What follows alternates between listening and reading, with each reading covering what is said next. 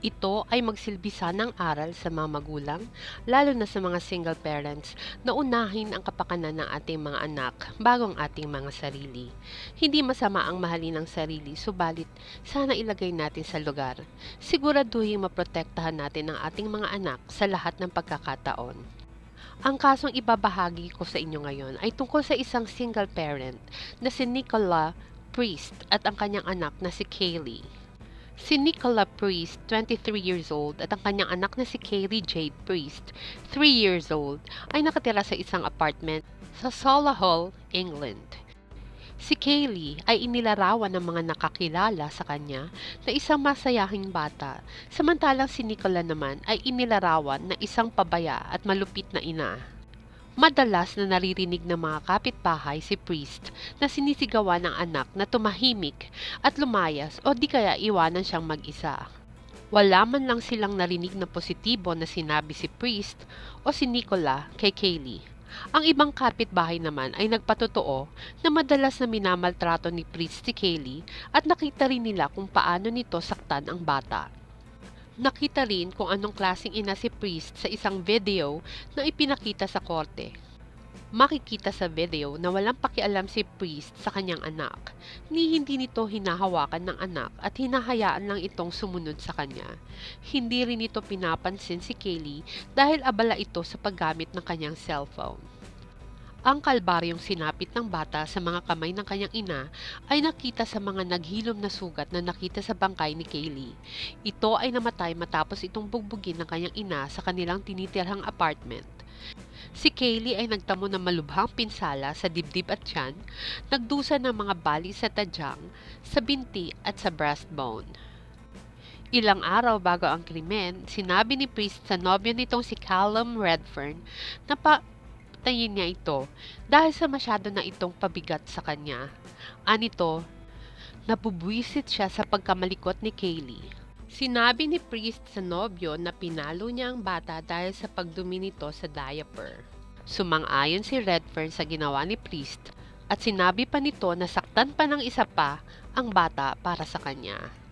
Pagkatapos ng ilang araw ay tinext ni Redfern ang nobya na si Priest na napipikon na siya kay Kaylee at gusto nito na malayo sa kanya ang anak ng nobya. Gabi ng August 8, 2020, pumunta si Redfern sa apartment ni Priest. Gusto nilang magtalik, subalit ayaw pang matulog ni Kaylee dahil gusto pa nitong maglaro. Kaya naman ang bata ay kanilang binugbog nang sa ganon ay makapagpatuloy sila sa kanilang gustong gawin. Ayon sa mga kapitbahay na nakatira sa ibaba ng apartment ni Priest, ay nakarinig sila ng kalabog sa taas at pagkatapos ay umiyak si Kaylee sa isang nakakatakot na tono. Napansin din nila na nagpatugtog ng malakas si Priest para hindi marinig ang pag-iyak ng bata. Pagkatapos umiyak ni Kaylee, narinig nila si Priest na sinabi na palalabasin na lang niyang nahulog sa kama ang bata. May dinaramdam na si Kaylee noong gabi dahil sa nangyaring pambubugbog, subalit hindi ito pinansin ng magnobyo. Hindi nila dinala sa paggamutan ng bata na noon ay nagsusuka na resulta ng pambubugbog nila. Tumawag lang ang mga ito ng 999 Emergency Services nang patay na si Kaylee. August 9, 2020, ang bangkay ni Kaylee ay natagpuan sa isang kwarto na nakahiga sa maruming kama, walang carpet at walang ilaw man lang.